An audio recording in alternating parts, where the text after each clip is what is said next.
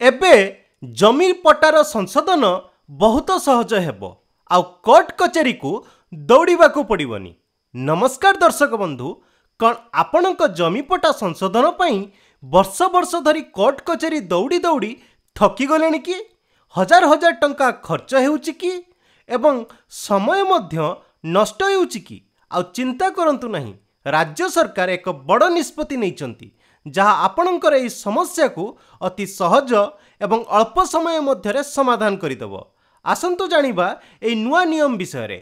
आपण एहार लाभ किपरि नै परिबे। ओडिसा रे 1950 रु 90 दशक मध्यरे जो सर्भे एवं सेटलमेंट प्रक्रिया होइतिला सेथिरे अनेक त्रुटि रहि जाइतिला। जेउ माने सेटलमेंट ऑपरेशन आरंभ पूर्वरु जमी किणा बिका करिथिले सेमाने तांको जमी दलाल उपस्थापन करी मध्य रेकर्ड संशोधन करि पारि नथिले। एही समस्या को समाधान करिवा पई पूर्वरु आपणंकु राजस्व परिषद अर्थात मेंबर बोर्ड ऑफ रेवेन्यू किंबा अन्य क्षमता प्राप्त रिविजन कोर्ट रे अपील करिवा को पडुथला। एही प्रक्रिया थिला बहुत जटिल, खर्च बहुल एवं समय सापेक्ष मध्य। अत्याधिक कार्यभार जोगु हजार हजार और लक्ष लक्षाधिक मामला वर्ष वर्ष धरी पड़ी रहुतला। लोकंकु दूर दूरांतरु कटकर बोर्ड ऑफ रेवेन्यू कोर्ट को आसीबा को पडुथला।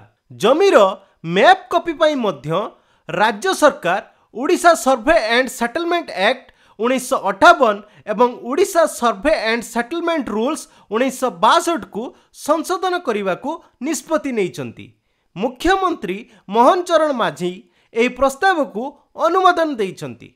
सबुठारु बड़ परिवर्तन हेउची पूर्वरु राजस्व परिषद को दिया जाइथिबा क्षमता को वर्तमान समस्त तहसीलदार को हस्तांतर करा जाइछि। एहार अर्थ हेउची जे प्रथम रे जो क्रेता माने बंदोबस्त प्रक्रिया पूर्वरु वैध भाव में जमी किनिथिले किंतु कोनोसी कारणरु तांको नाम रे पट्टा होई पारि नथिला, सेमाने आउ राजस्व परिषद किंबा रिविजन कोर्ट को जिबे नहीं। द्वितीय रे सेमाने सीधासळख संपृक्त तहसीलदार को निकट रे आवेदन करि परिबे। तहसीलदार माने सेही रेकर्ड गुडिकर तन्नखी एवं परीक्षा निरीक्षा करिवा परे रेकर्ड संशोधन करि परिबे एवं आवश्यकीय पट्टा प्रदान मध्य करि परिबे। तृतीय रे एही परिवर्तन फल रे ओडिशार 317टी तहसील अंचलर लोक माने उपकृत हेबे। एही प्रक्रिया जरिया रे लोक माने अल्प समय मध्य रे एवं सहज तथा सरल उपाय रे निज जमीर पट्टा तहसील ऑफिस रु ही पाई परिबे। एहा केवल एक आईन संशोधन नुहे बरं जमी जमा मामला रे लोकन को निजर अधिकार एवं न्याय द्वारा देशर पहुंचिया पई एक व्यापक प्रयास। बड़ मैप कॉपी नकल करिवा पई अत्याधुनिक स्कैनिंग मशीन सबु जिला को दिया जाइछि। लोकन को मैप कॉपी पई आउ कटक जीवा को पड़िबनी। जिला कार्यालय रे किंबा तहसील रे आवेदन करी से माने मैप पाई परिबे। तहसीलदार माननकु एई नुआ क्षमता प्रदान करा जाइछि।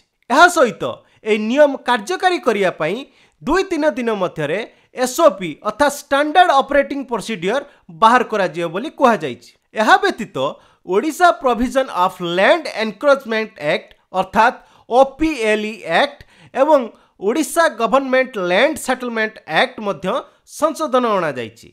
सरकार एकाधिक राजस्व आईन को समाहित करी ओडिशा लैंड मैनेजमेंट एक्ट नाम एक नुआ राजस्व आईन अर्थात सिंगल रेवेन्यू लॉ आनिबा को चेष्टा करुछंती। आपणकर जमी संक्रांतीय समस्या यथा म्यूटेशन, आरओआर संशोधन किंबा दलिल आधार रे पट्टा पाइबारे एबे आ कोनोसी प्रकार हैरान होबाकू पड़िबनी किंबा कोनोसी प्रकार हैरान हरकत होबाकू पड़िबनी। तेणु जदि आपणकर पूर्वरु कोनोसी जमी पट्टा संशोधन समस्या अछि तेबे तुरंत निजर तहसील ऑफिस सहित जोगाजोग करंतु। दर्शक बंधु, राज्य सरकार को बड़ निष्पत्ति लोकंक पई केते सहायक हबो आपण कमेंट करी निश्चित जणांतु। ए वीडियो को आपणक सांगसाथी एवं परिवार वर्गक सह शेयर करंतु जहा फल रे सेमाने मध्य नुआ नियम विषय रे जानि परिबे। एही नुआ नियम किपरि आपणक जमी विवाद को तुरंत समाधान करिवारे सहायक हबो से विषय रे आपणकर मूल्यवान मतामत जणांतु। कोन आपणक अंचल रे तहसीलदार माने एही कार्य आरंभ करि सारिचंती से विषय रे कमेंट रे जणांतु। आगामी वीडियो रे एही विषय रे आमे विस्तृत आलोचना करिबा अर्थात यार स्टैंडर्ड ऑपरेटिंग सिस्टम एसओपी एवं आवेदन प्रक्रिया उपरे मध्य आलोचना करिबा। जदि वीडियोटी भल लागिची तेबे गोटे लाइक करंतु आ जदि आपण चैनल रे प्रथम थर अछंती तेबे चैनल को सब्सक्राइब करंतु। वीडियो को शेष जाय देखिथिवारु आपनकु अशेष अशेष धन्यवाद। जय हिंद, जय जगन्नाथ।